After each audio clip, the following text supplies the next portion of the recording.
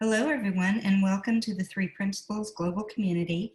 The Three Principles Global Community, also known as 3PGC, is a nonprofit organization that's committed to bringing an understanding of the three principles to people throughout the world.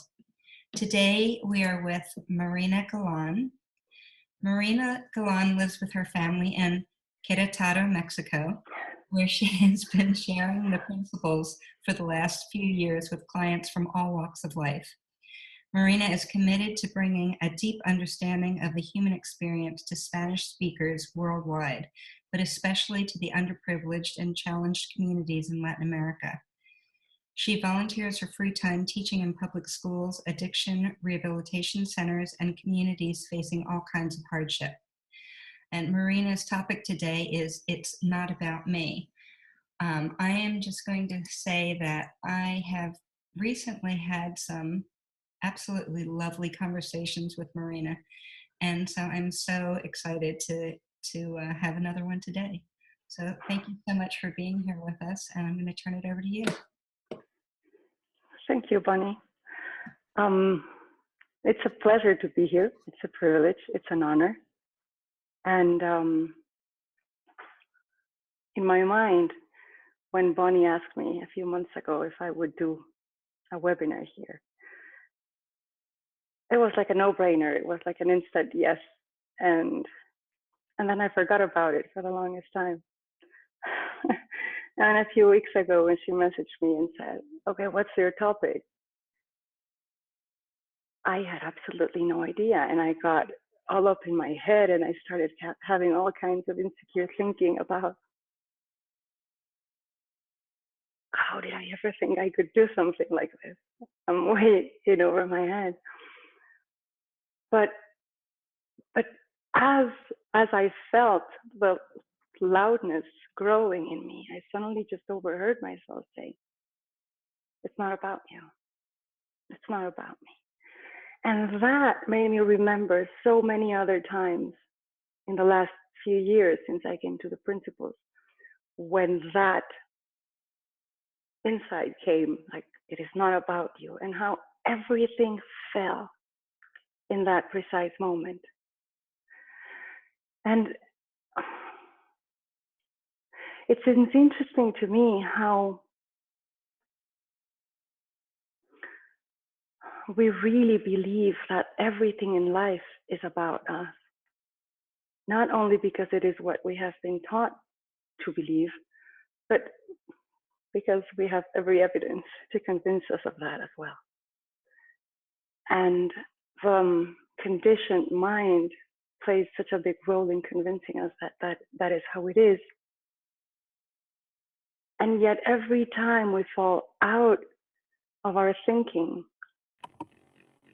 into a space of consciousness and just awareness, we so clearly see in that moment that it really, really, really is not about us. And that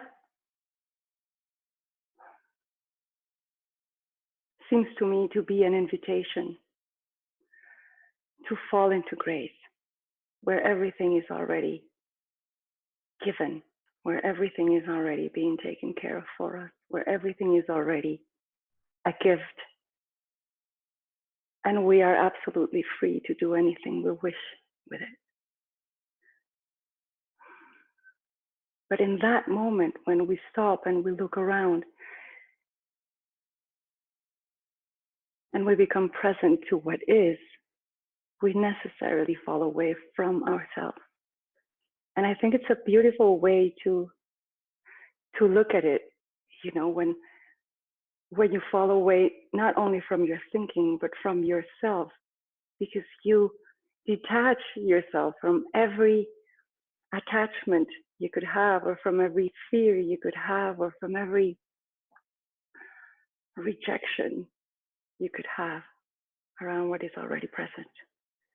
And you get out of your own way. And you then enter a new relationship with life in which you are in relationship with life and not with the concepts you have about it, where you are in relationship to life flowing through you and not you trying to make something out of it.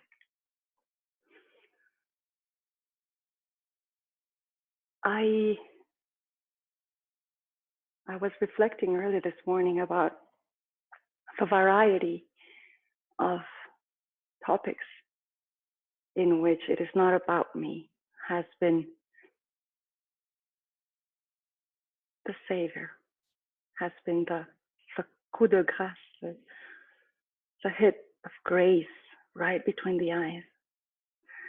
And I can honestly tell you, I have remembered so many different scenarios that apparently have nothing to do one with the next or the other. And yet that one thing has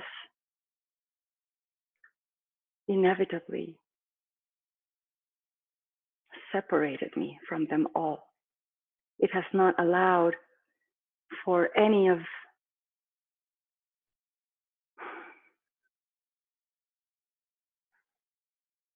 my conditioned beliefs around the situation stick when it is not about me. So for example, today, when it is not about me being here and it is about just being in service to you guys, or when I remember one of the first big insights I had when I came to the principles was around my children. And I realized that bringing them up was not about me. It was not even about them. My only role was to love them. It was not even to raise them or educate them or form them. Life takes care of that. I am just here to love them and love them in absolute freedom. Because just like it is not about me in one level, it is also not about them in another level. We just get to be companions for a few steps of the way, and we are held together by love. But it is not about us. And this just made me think of a quote I found yesterday by Khalil Gibran that said, you can give others your love, but you cannot give them your thoughts because they have their own. And the first implication I saw when I read that was that, oh, right, so we each have our thoughts, but if he's making the distinction between that and love, it is because we do not each get to have our love. It is just one whole, alone thing that we get to share and that we get to witness constantly if we allow to see that it is not about us and we agree to fall away from ourselves. For me, the experience of realizing that it is really not about me immediately brings me to the present and brings me to presence in the present. It opens me up to a deep state of grace in which I don't need to do anything. I don't need to figure anything out. I don't need to pursue anything or accomplish anything. I just need to see what is already there. And what is already there is always perfect, always complete, always whole. And as I fall into that realization, I enter a new relationship with life in which I get to help it be just as it helps me be. We become a sort of, like accomplice. Life becomes my accomplice and I become its accomplice. and we get to do really cool stuff together. Which again will not be about me. I am just the conduit. I am just the vessel. And I sometimes think of it as, you know, the bank of the river through which the river flows. It has absolutely no saying in the flowing of the river. And yet it shapes the river, and the river shapes it at the same time. So it gets to be a collaboration. But there is absolutely no interference. And the bank of the river will never decide where the river goes, because it is formed by the river, for the river, and because of the river. And it is not about it, it is about the river.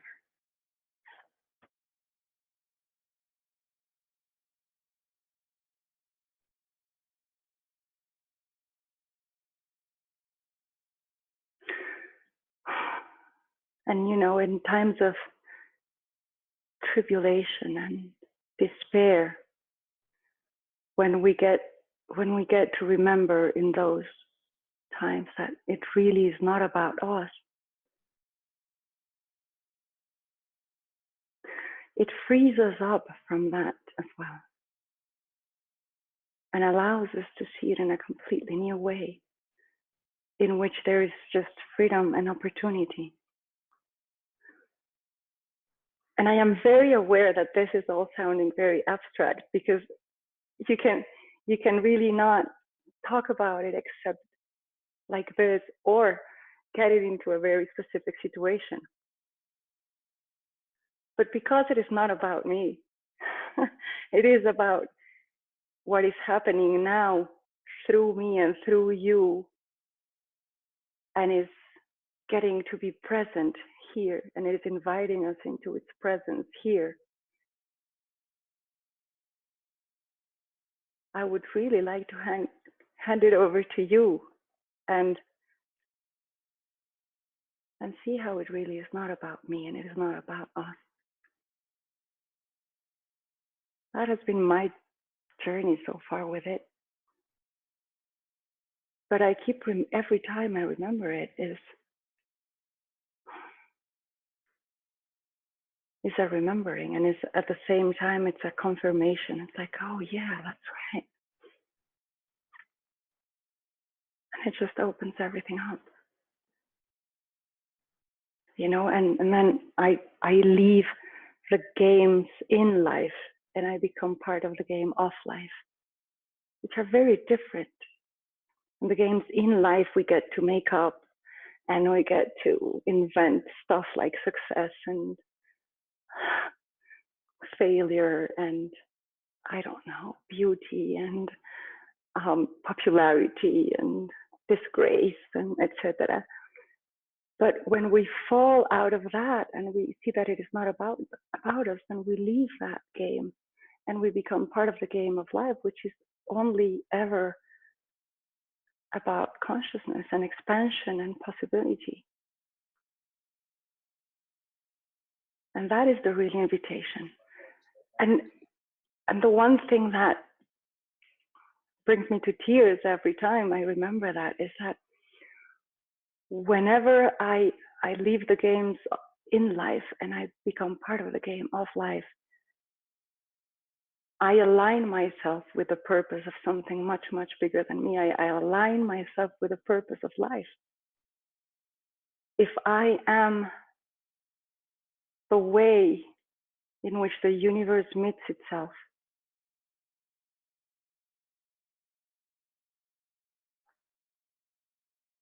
and it is my real essence, I cannot escape it. So it is happening all the time, whether I am aware of it or not. Regardless, I can be lost in the games inside life And the expansion of consciousness and the awareness is still happening. With or without me, it is still happening in the background. But when I become aware of it, it kind of amplifies. It seems to me that it just grows exponentially, you know? And I was talking to someone about how energy and atoms and particles of light change their behavior when they are observed, and they go from flowing into a wave, like in some sort of a fan form or something like that. And when they try to trick them into thinking they are being observed and they are not really being observed, it's mayhem, and then they start doing all sorts of crazy things. And so I was wondering about that, and I started seeing how, well, yeah, becoming aware of it intensifies it, and then it makes it allows for the collaboration then, and it allows for it to deepen. And that awareness impacts it again and affects it again, and it affects me again and expands the awareness again. And so you enter this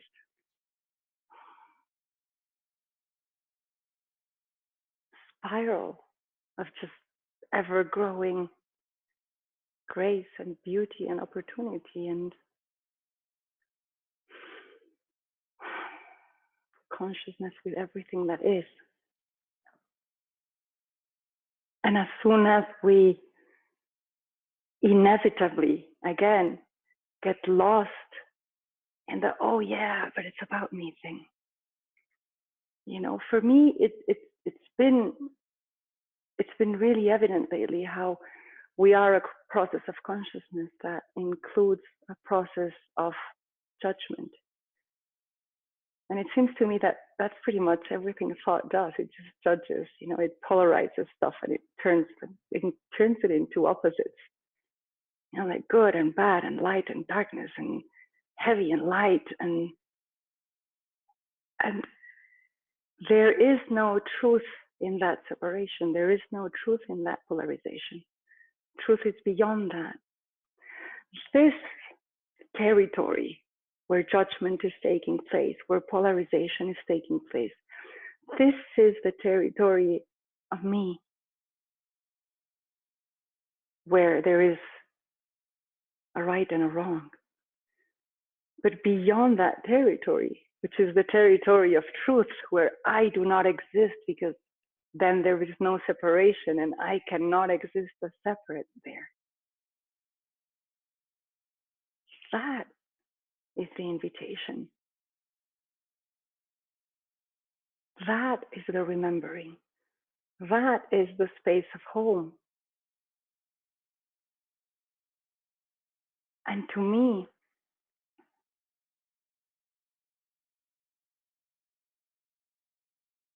every time I feel, because the thing with judgment and polarization is that you don't always see it, but you always feel it. You feel it. And as soon as there is emotion, it is telling you that you are in judgment. And when you are in judgment, you cannot be in love. And so judgment and the feeling of it, the emotion of it, is the real invitation, is the reminder of it is not about you. And so for me, wisdom is always communicating with me through feeling, saying, remember, it is not about you. And that allows me to go beyond that territory and enter a state of consciousness, of pure awareness, of love and presence with truth, without me.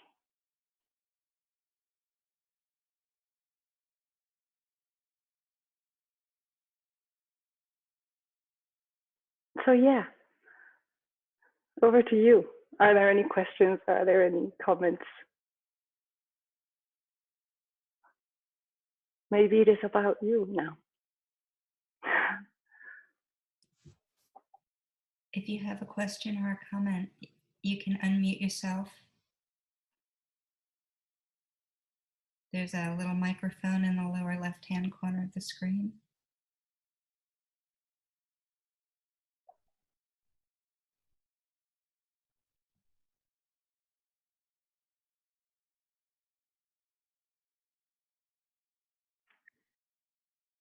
That was lovely.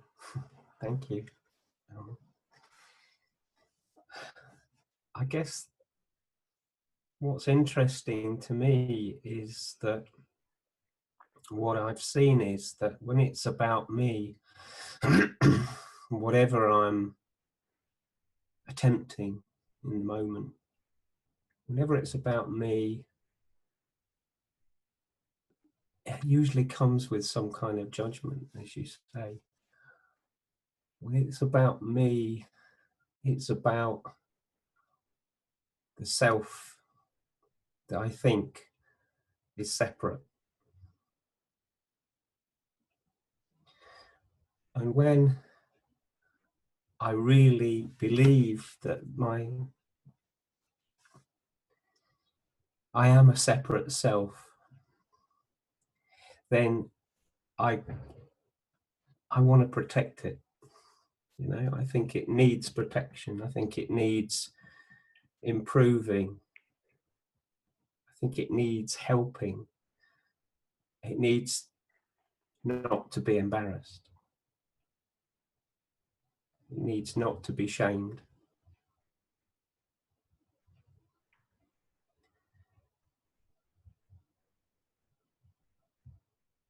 And all that gets in the way of what the moment needs.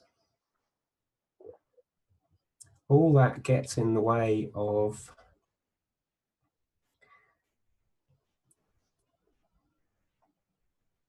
life creating through me. It's the dam in the middle of the river that's stopping it. And as soon as I get a sense, and that doesn't always happen,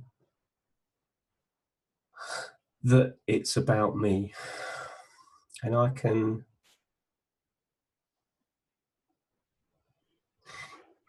go beyond the idea of me, then the dam breaks. And all those feelings, all those judgments, all those sense of trying to protect myself flows away with the river, in between the banks, off to the sea. And it happens so often that it's about me before I'm about to do whatever I'm about to do. I used to, as a musician, I used to get so nervous and so worried before playing or recording or whatever it was. I used to be physically sick. But over time, it never went away, but I knew that as soon as I sat down to play, literally as soon as the music started, the dam would go.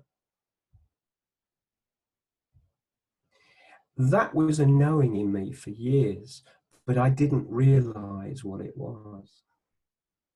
I thought that was just something to do with music. I did not realize that that was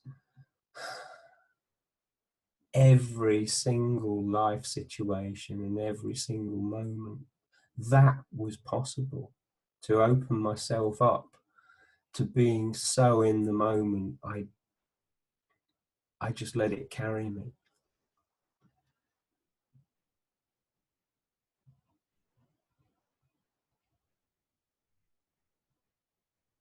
So I really love what you said about the river, because that really makes sense to me. Yeah. But when it's about me, it's about something that is an illusion. And when I see that, it doesn't make sense. Yeah. You know, it's like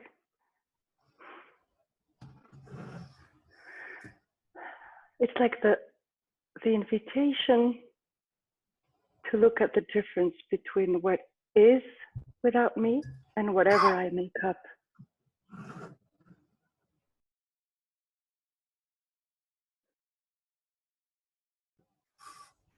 Whatever we make up is filled with insecurity because the very essence of ego is separation. It cannot enter oneness and remain as an ego. And so the prospect of dissolving in oneness is terrifying to it.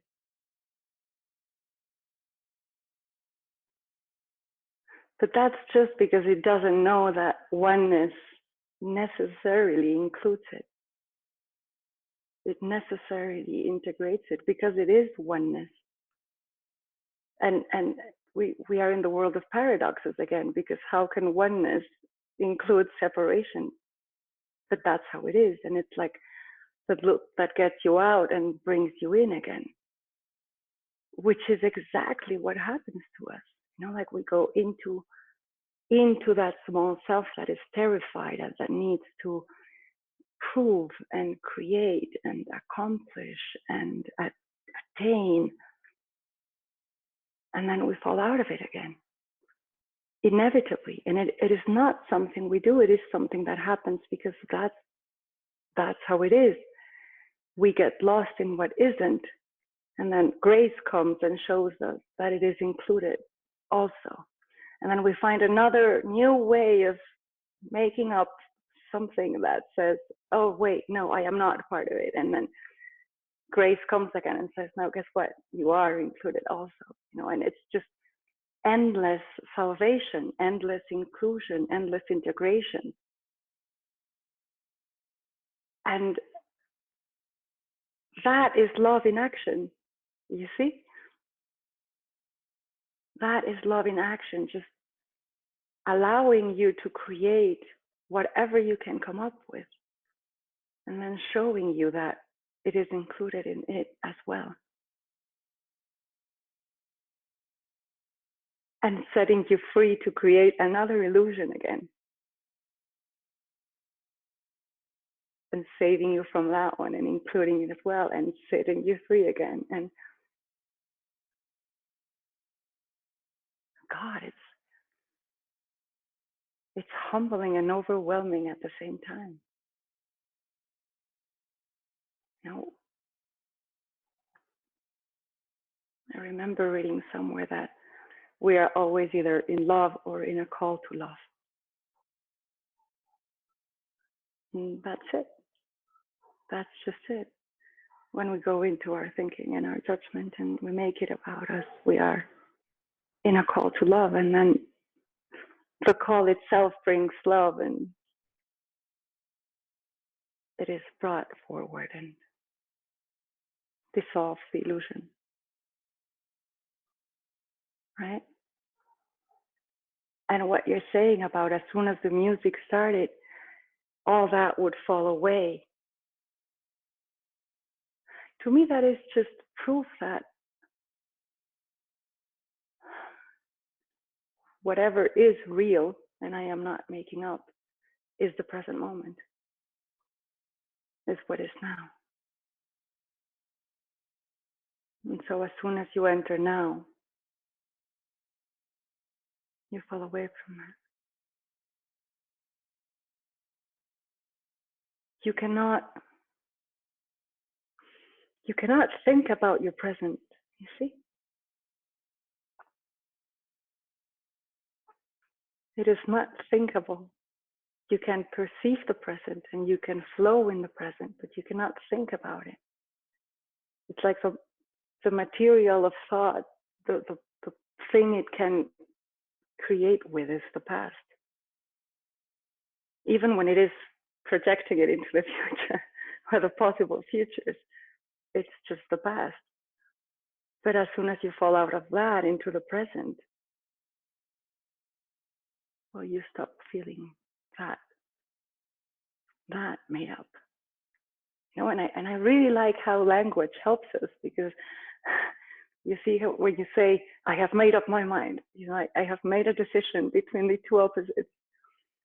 And you are literally saying, you are making up your mind. I have made up my mind. You are making it up. It is not part of truth. It cannot be. Truth will never be about one side or the other.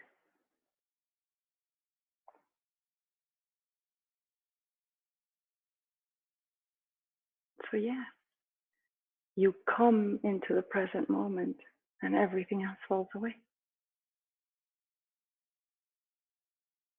And that is why creation is such a cool thing, because you cannot create except now. And you, all your senses are just here, and your attention is with them. So you cannot go anywhere else. And at the same time, you are free to go anywhere else, because it will include that too, inevitably. Thank you.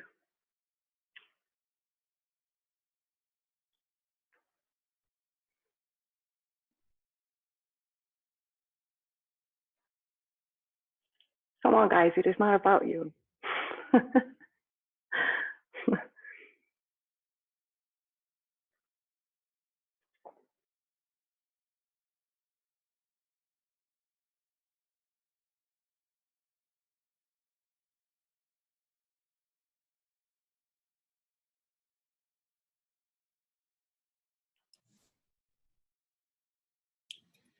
I love what you've been saying so far, and really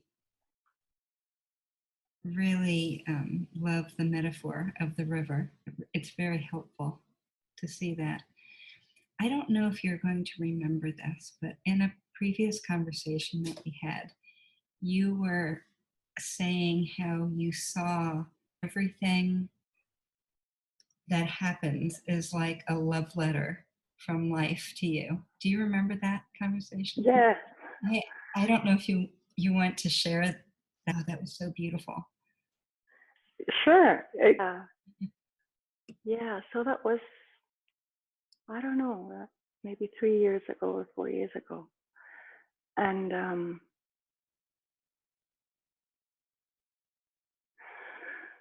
I was out in the field walking, and I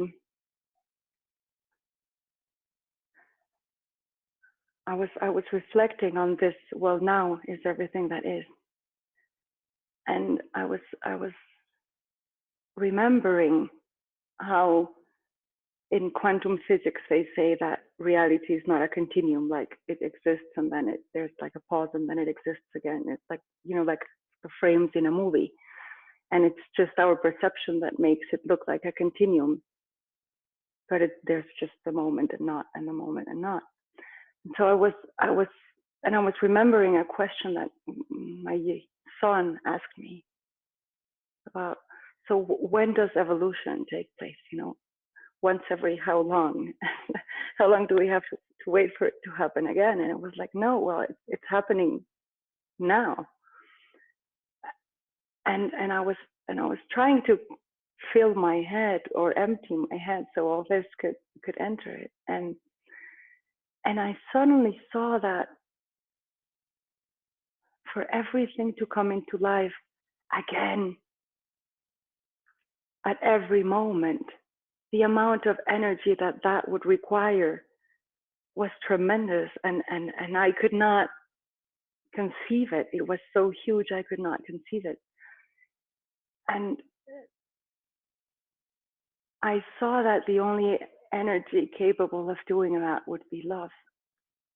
And so I saw that there was such will behind everything that is now, like wanting to be again exactly that, and then wanting to be that again exactly that way.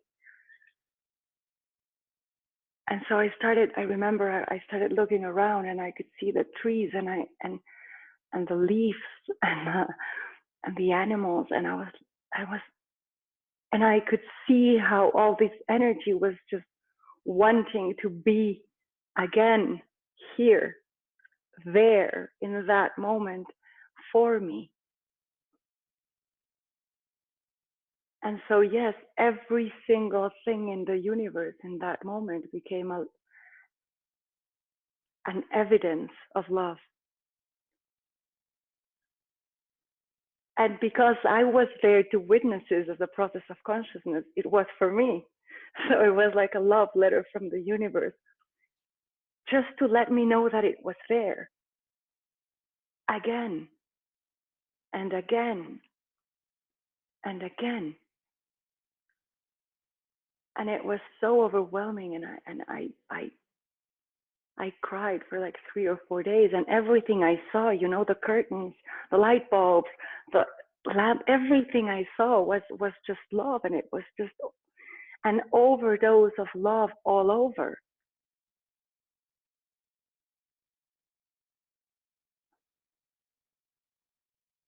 That day changed everything.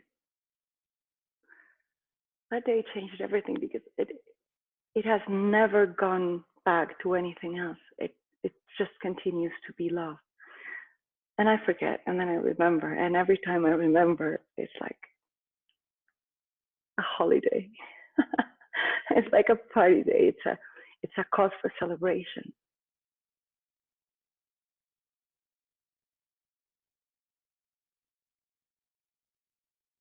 So yes, everything there is love, whether it's in the physical or not in the physical, or in the form or not in the form. Everything that is just the energy of love being manifest one way or the other for you.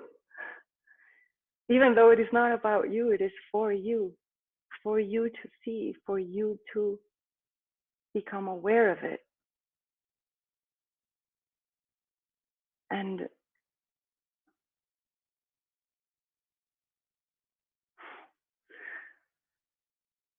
then that for me became a way of seeing how, again, love in action, coming into a form as an act of love to be perceived with my senses in the form, and then perishing to remind me that it is not, that the love is not in the form, it is in the formless. And so both of the coming into form and the going back into the formless became love as a verb.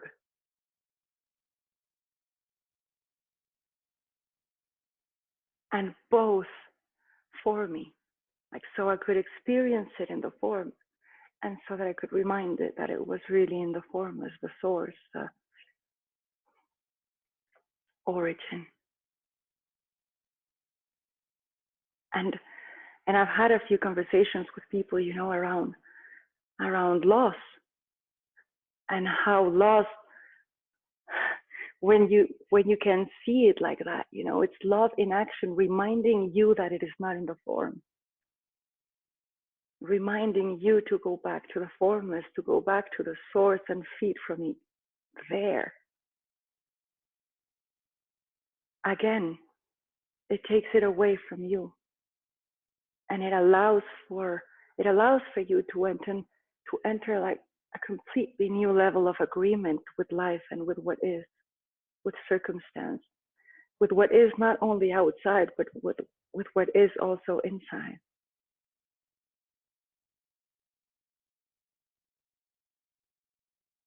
We are so fast to judge everything, especially our own judgments, you know. And as soon as we become, so you see, we go into the judgment and then we fall into love. And then we go into the judgment and become aware of the judgment and are so tempted to judge the judgment and fall into the judgment again. And yet everything that is just a reminder of love. But we get so lost. We get so lost. And we stop seeing it.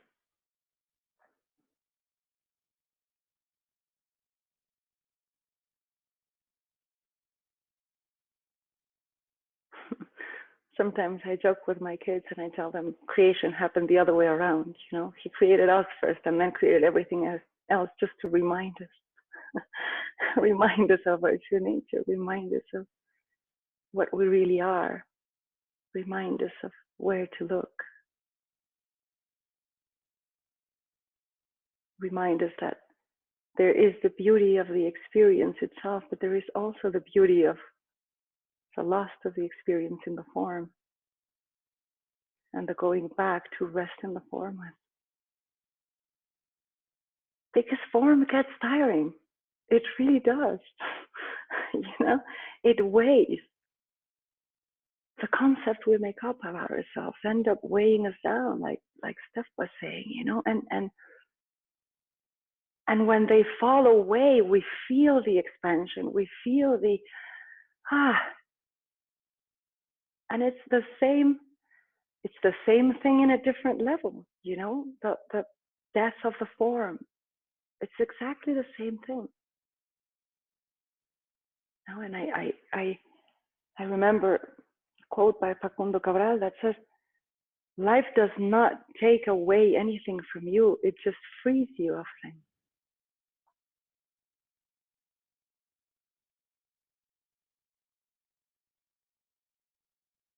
But in order to see that, you just have to see that it is not about you, although it is, because you are the process of consciousness that is into it all. It is not just about the you that you have made up, that you are in the game of life.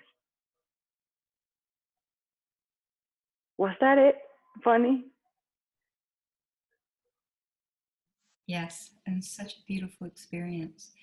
You just reminded me of a phrase I heard someone say, that we are significantly insignificant. Yes. Yeah. Yeah. And you know, I keep going back to that word collaboration, because it is not only life serving us, it is also us serving life, and it runs both ways. You know, when we are in service of life happening through us, life makes sure that we get shaped in the most beautiful way possible, because that's what it does.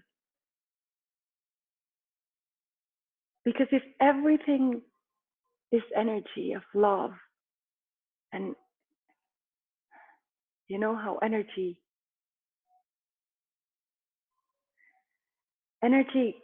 can only behave at its best the whole time, regardless of the form it has or the manifestation it is being presented in. It can only always excel.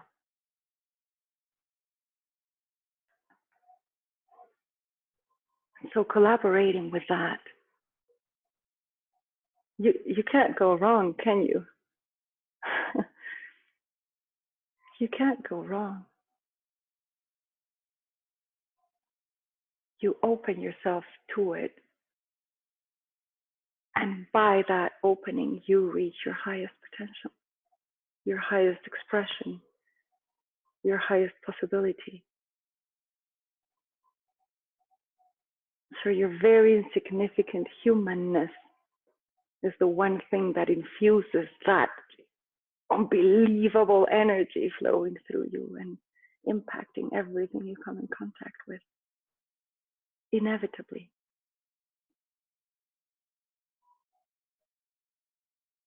and you cannot escape it.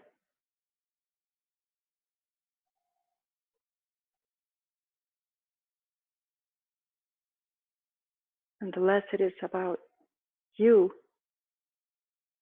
like Steph said, like the more easily it flows through you if you get out of your way. Does that make sense? Yeah. Thank you for your question, Bonnie. That is true. We had that conversation.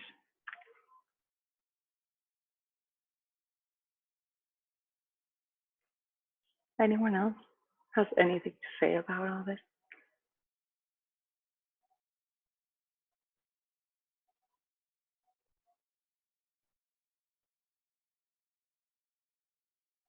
Hi, Thomas.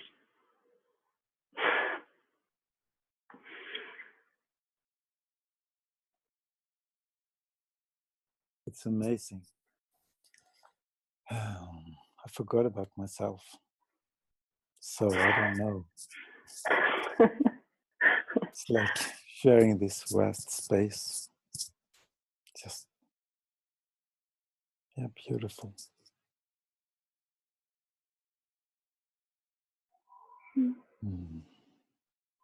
Looking to see more, what more? Looking to see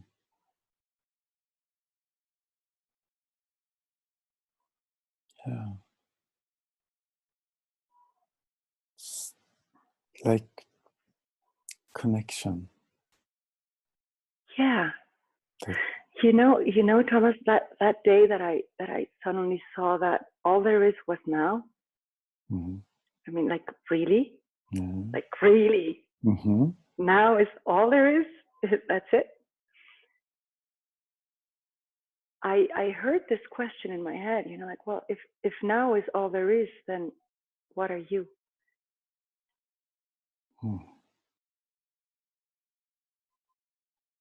And I understood myself as now.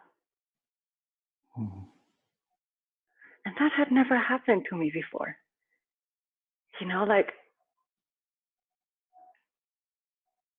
and for a second, I thought I was understanding myself as time. And then I saw that, oh, right, no, now is outside of time.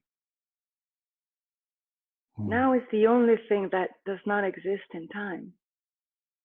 And like we tend to think about eternity from the beginning, and then, you know, it just goes on and on and on and on, and there is no end. But the thing is, eternity is outside of time. It is now, here. That's the only possibility. So when you suddenly understand yourself as now, I don't know about you, but it feels huge.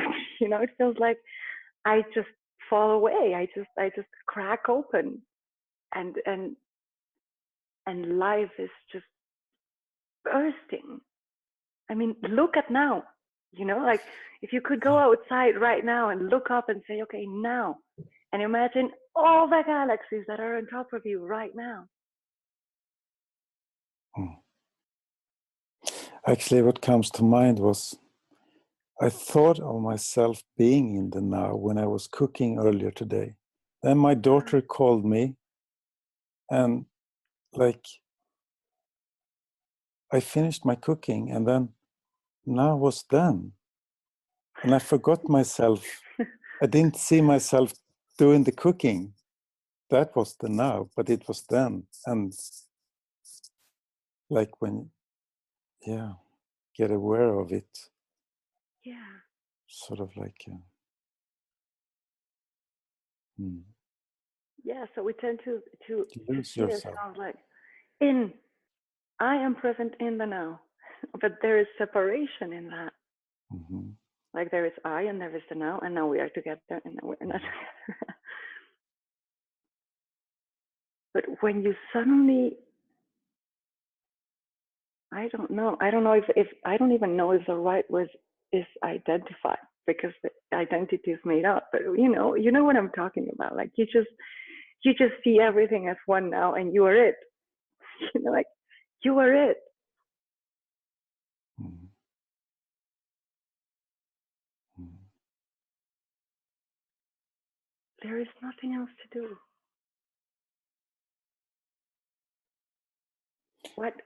What can you do with? I don't know. It's like, yeah, it's the feeling. Mm-hmm. I constantly go back to that the words of Anthony de Mello. Like enlightenment is absolute collaboration with the inevitable. And I sat for weeks with that question, asking, like, what is the inevitable? And it sounded so out there in the future. Like, how can we prevent the inevitable? And what is the inevitable? And what is coming? And then one day I suddenly realized that the inevitable was just now. Mm. That Can you is the say only something? really inevitable. Yeah. And Yeah. something shifted somewhere. I don't know where or how, when I don't know became sort of empty of everything and it fills you up, sort of. I cannot explain it with words, but when it's that like expectancy somehow, or like some sort of bubbly joy, knowing somehow, knowing in the not knowing that, yeah, instead of that empty, like looking for things to fill it up, just comes. And it's that.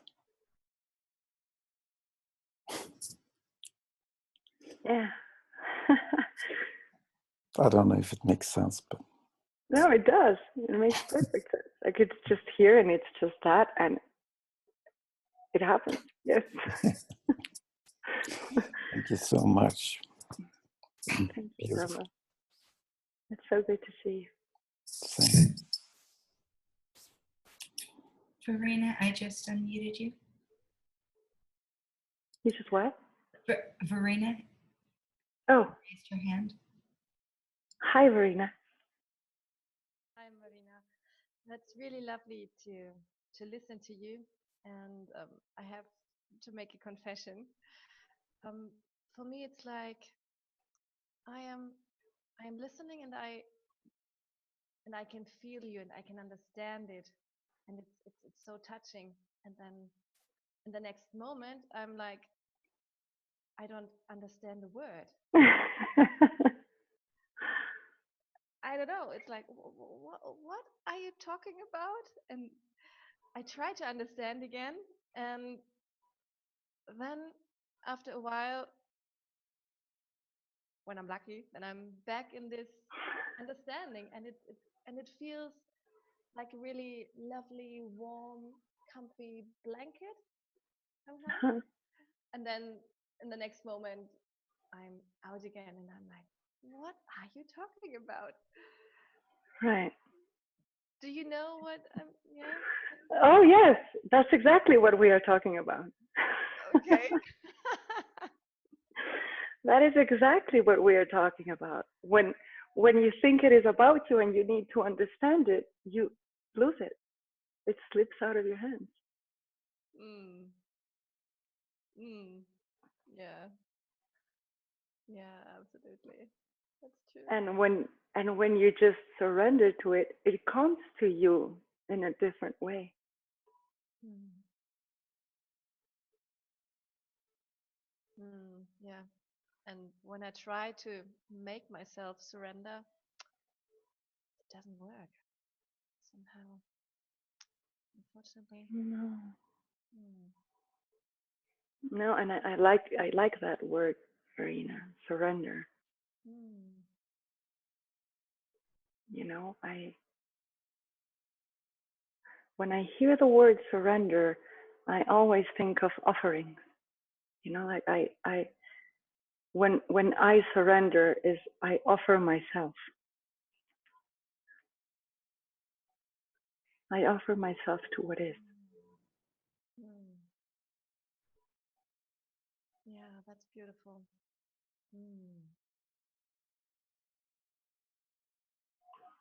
And again, when I offer myself to what is, it makes it not about me, because I am taking myself out of the equation. Mm. Does that make sense? Yeah, absolutely. Mm. Yeah. Beautiful. But I really like that your doubt is the experience that you are having is exactly what we are talking about. And so you see, you get to understand it in your experience, not here. Yeah, absolutely. It's not the most pleasant one when I'm, kind of out of it and I'm like, huh? Yes, Mm, exactly. yeah. That's it. Yeah, true. And Thank the dance between the two is inevitable all the time. mm, So it's not like, oh, what is she saying? What? I don't understand. How do I go back? You can't. mm, You cannot think your way back to it. mm. You have to Okay. give up. Does that make sense? Yeah, I like Yeah. this, what you said, offering myself to life, maybe just offering myself, you know, Yeah. it's like an opening. Mm, beautiful. Thank you very much. Thank you, Marina. Where are you from? Germany. Germany. Yeah. Wonderful. Pleased to meet Yeah, likewise. Thank you. you. Thank you.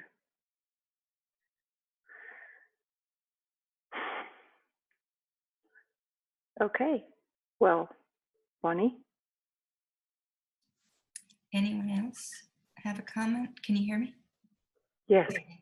Anyone else have a comment or a question? Yes? No? And Marina, is there anything you'd like to wrap up the conversation with? You feel complete? I really like what Marina said. I think it's a perfect way to end it. Yes, beautiful. Yes. Thank you so much. This was really a lovely conversation once again. And Thank you. I appreciate everyone who has come on live to participate in this. And I will remind everyone that the next 3PGC webinar is on April 25th, and it will be with Aaron Turner. So hope to see you then. Thanks, everyone. Thank you, Bonnie. Mm. Bye. Bye.